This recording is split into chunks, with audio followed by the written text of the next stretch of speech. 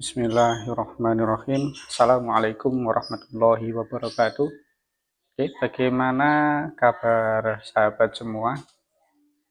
Oke, seperti yang saya sampaikan beberapa hari yang lalu melalui audio atau video, bahwa saya akan membahas terkait sepak bola.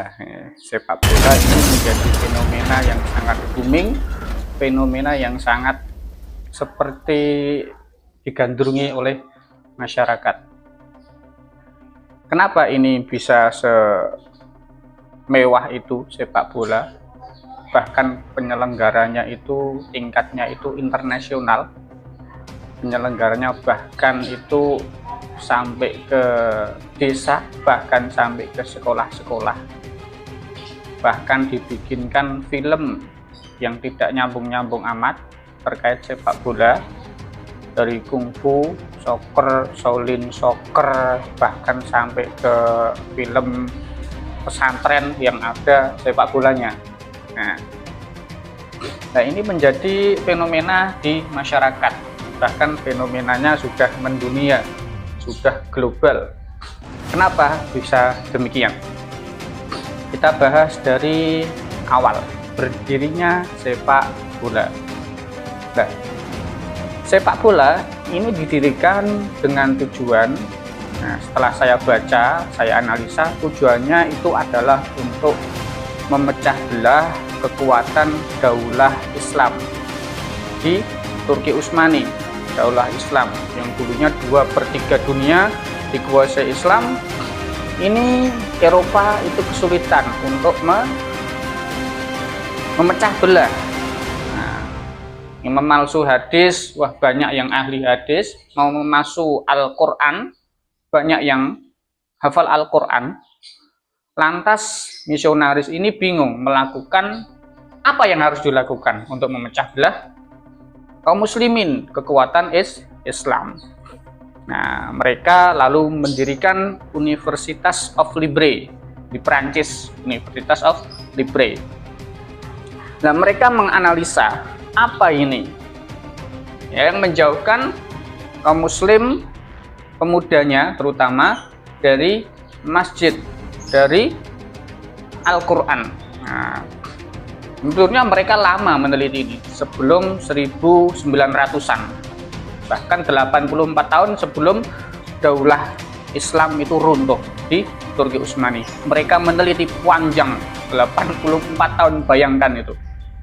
Turki Utsmani runtuh 1924, ini sudah 100 tahun yang lalu runtuh di Turki Utsmani. Nah, Barat atau Eropa ini tentunya ingin menguasai sumber daya alam. Tujuannya karena mereka itu pikirannya prosumaliyah. Prosul itu kepala, maliyah itu harta, alias kapitalisme, kepala harta. Nah, di Eropa itu sumber daya terbatas. Eropa sekali lagi sumber daya alamnya sangat terbatas, bahkan iklim di sana itu memiliki banyak iklim. Nah, ada 4 musim, musim dingin, musim panas, musim gugur, musim semi. Lah, yang bisa nanam itu cuma 3 bulan. Lah, bayangkan Eropa se ekstrim itu cuma 3 bulan bisa nanam. Lah, untuk memenuhi kebutuhan penduduknya dari mana? Lah, lalu mereka mengubah untuk menghalalkan penjajahan, merubah kitabnya untuk menghalalkan riba, menghalalkan penjajahan dengan cara mengubah kitab Talmudnya, itu Yahudi. Lah, lalu ini ingin menjajah. Lah, lalu Turki Utsmani militernya sangat kuat, bingung untuk melawan. Dilawan dari mana? Wah, dijauhkan dari Al-Quran, banyak yang hafal Al-Quran.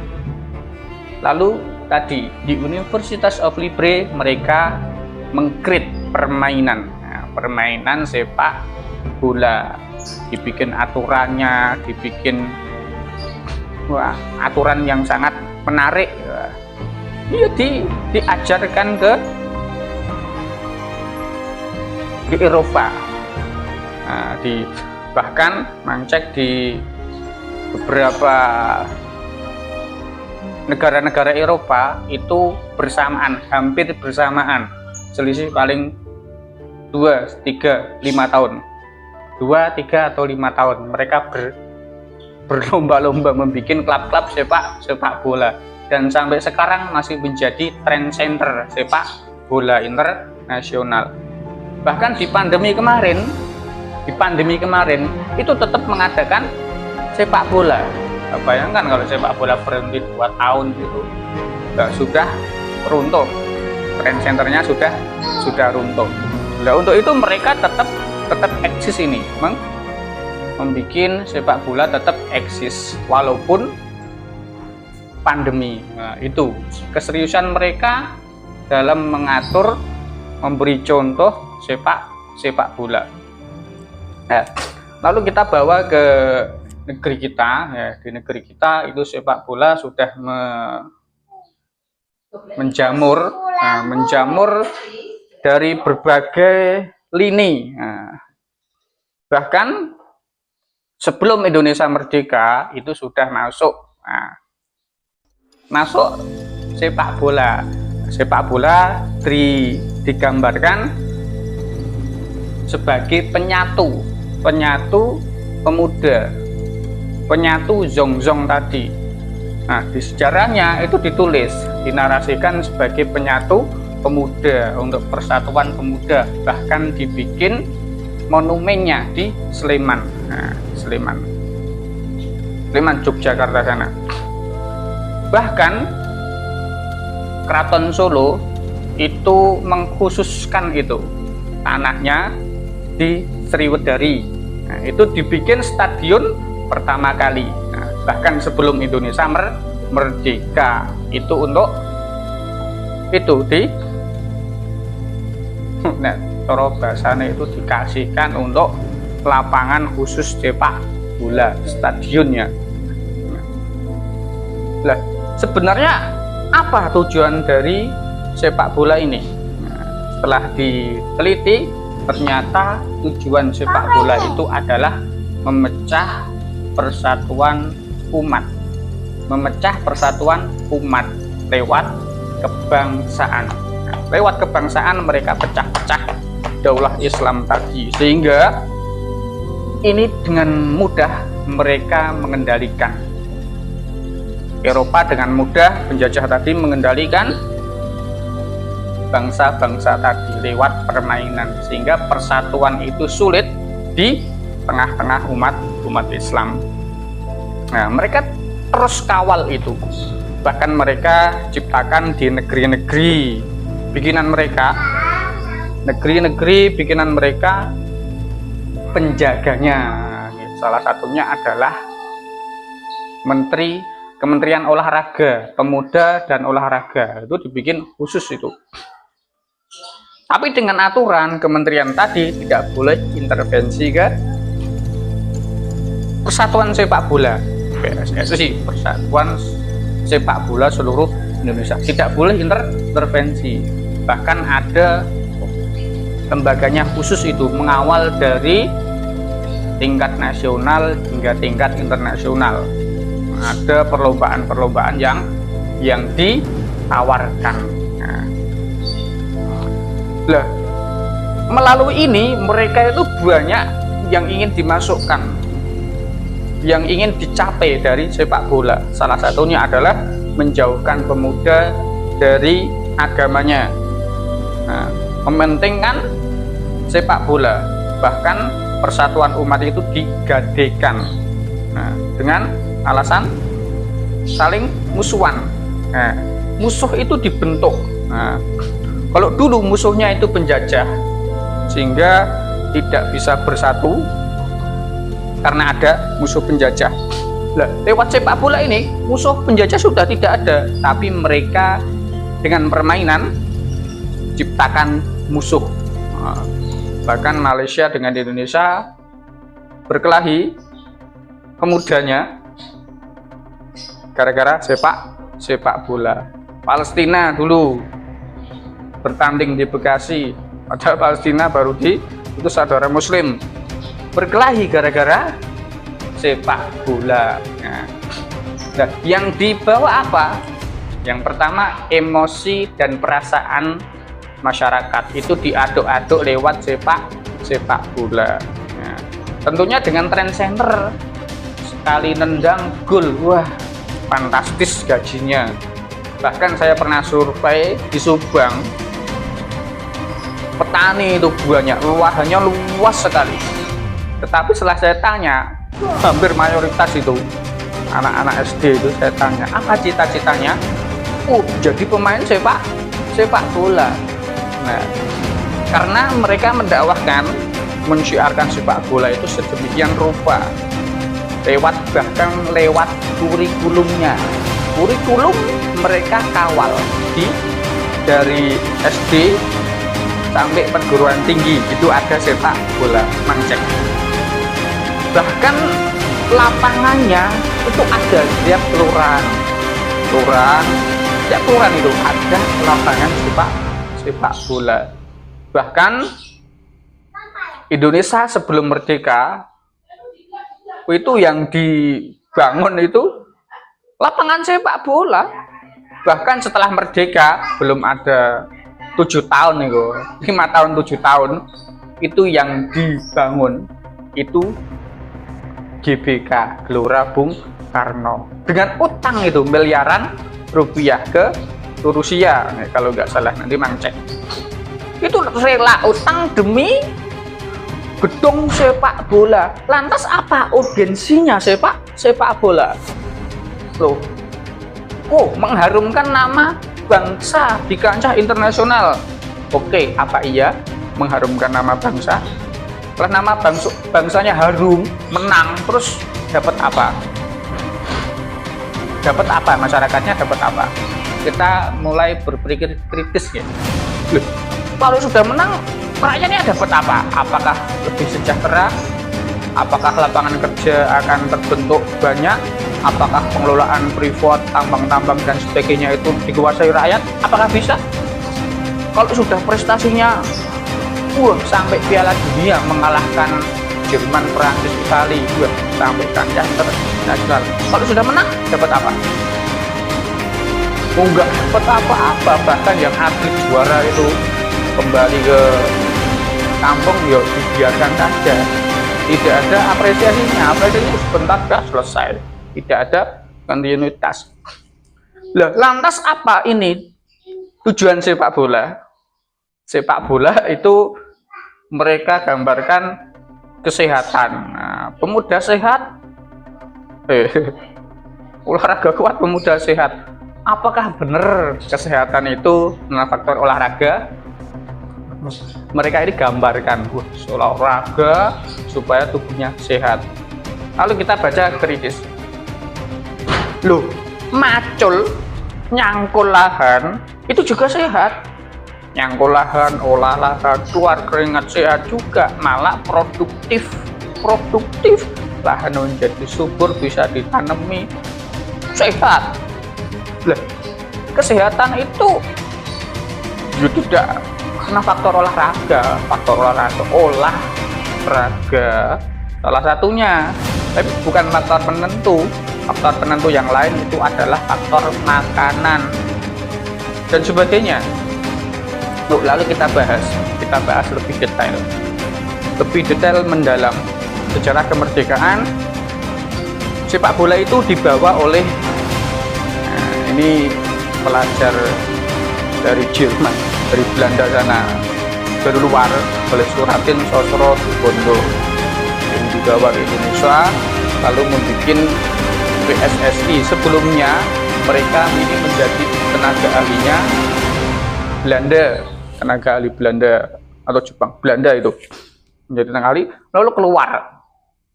Tenaga ahli kok keluar? Ini seperti aneh ini. Tenaga ahli keluar lalu bikin sepak bola untuk menyatukan pemuda-pemuda. Nah, pemuda disatukan lewat sepak bola. Nah, karena sepak bola itu juga asik, seru, teriak, kebersamaan, emosi yang sama untuk mengalahkan lawan. Lalu bahkan sampai membakar-bakar itu, bakar rumput di lapangan itu. Di kampung saya itu dibakar dulu, bakar sampai lempar-lemparan batu. Loh, ini menyatukan atau memecahkan? Menyatukan atau memecahkan? Loh, memecahkan. Bahkan beralih itu dari tujuan yang sebenarnya. Itu cuma kamuflase, menjajah, mengelabui dengan tujuan yang mulia. Ucapannya bagus. Gua kalau dulu pernah itu di Hongkong, mereka berkata, presiden ditanya,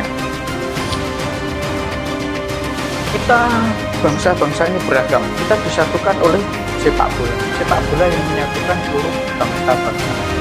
Pertanyaannya, apakah iya sepak bola bisa menyatukan?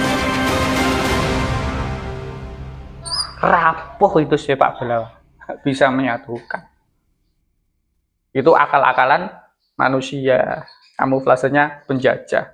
Yang terjadi adalah banyak yang meninggal. Kemarin di Kanjuruhan itu, Stadion Kanjuruhan Malang, yang meninggal ratusan itu, 100 lebih meninggal karena kisruh.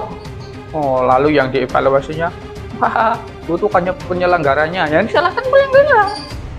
Loh, penyelenggara karena ada pertandingannya, karena bahkan dibikin khusus itu piala-piala bergilir dan sebagainya, yang dapat sepatu emas, medali emas, piala emas.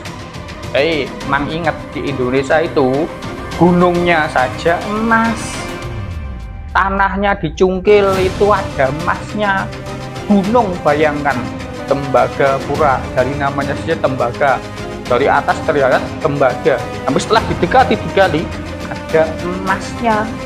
Gresbek merebutkan sepatu emas, piala emas yang tidak seberapa ton, gunungnya diembat dengan leluasa, diam saja. Loh, nggak diam saja mas, kamu juga berjuang. Loh, mereka kan sudah disahkan undang-undang. Loh, undang-undang yang bikin siapa? Yang bikin siapa undang-undang? Aturannya dari mana? Gunung kok diserahkan? Loh, itu lewat penanaman modal asing, PMA. Lah, PMA itu dibikin oleh yang ngasih anggaran, yang ngasih legislasi. Nah, untuk itu kita jangan sampai tertipu oleh permainan mereka. Kita harus fokus apalagi berjuang pergerakan. Kita fokus, jangan sampai ikut terjun ke euforia sepak bola. Nah, mereka itu serius sekali, saya pantau, saya lihat serius sekali untuk mensiarkan sepak bola ini. Bahkan sudah sampai ke pesantren, bayangkan, lewat filmnya Madun. Madun ya nggak logis. Kalau dulu ada Shaolin Soccer, Kungfu Soccer, masih agak nyambung dikit-dikit ya, agak nyambung banget lah. Terus ada Tsubasa Hozora, Duhan Kapsu dan sebagainya. Jadi seolah-olah dibikin citra bahwa sepak bola itu mengenai seluruh kalangan, dari anak-anak hingga dewasa, bahkan hingga kiai. Itu sepak bola. Keren kan mereka membuat narasi seolah-olah sepak bola itu menyatukan. Oke, itu jebakan mereka. Sebagai umat Islam, ya, kita harus sadar bahwa itu adalah permainan mereka. Permainan mereka diciptakan untuk melemahkan persatuan umat lewat nasionalisme. Loh, nasionalisme kok bukan cinta tanah air? Bukan, beda bro. Nasionalisme itu asal lebih cinta bangsanya daripada cinta Allah dan Rasulnya. Nah, beda dengan watoniyah. Watoniyah itu cinta tanah air. Loh, siapa yang tidak cinta tanah air? Kita hidup di tanah, kita hidup butuh air. Beda, tolong dibedakan antara nasionalisme dengan watoniyah. Hubul waton minal iman. Cinta tanah air itu bagian dari iman, tetapi beda dengan nasionalisme. Nasionalisme itu diciptakan Barat untuk memecah belah persatuan umat. Kamu bangsa Arab, jangan mau diatur bangsa Turki. Orang Turki diujuk-ujuki, kamu bangsa Turki, bangsa pemenang, ahli perang, jangan mau diatur oleh bangsa Arab. Guys, nah itu menjauhkan. Loh, lantas ini belum selesai. Sudah 100 tahun lebih mereka krit sepak bola. Faktanya kemarin pandemi kan masih berlangsung. Mereka ciptakan trend center. Nah, kalau contohnya berhenti, nggak ada sepak bola lah. Tetapi tetap bergaung. Bahkan ada kementerian yang tugasnya ya itu saja, mengurusi itu saja. Nah, oke, itu saja. Mungkin ini banyak yang menyinggung, tetapi tujuan saya bukan menyinggung, tapi ini mengevaluasi. Jadi kita sebagai bangsa harus evaluasi. Kalau nggak ada evaluasi, yuk namanya bangsanya nggak akan bergerak, stagnan. Yaitu monggo satukan umat Islam, kita jangan sampai mudah dipecah belah. Lahan sekarang pertanian itu sudah tua-tua semua, sudah usia 50-60, masih garap lahan. Pemudanya kemana? Sepak bola. Ini gara-gara sepak bola, lahan pertanian yang agraris di negeri ini tidak diurus dengan baik, diserahkan ke asing. Pemudanya ke sepak bola. Nah, untuk itu kita harus sadar bahwa ini permainan mereka. Kita jangan sampai terjebak dipermainkan oleh mereka. Sekian untuk kali ini. Assalamualaikum warahmatullahi wabarakatuh. Jangan lupa like, comment, subscribe, and share untuk channel ini.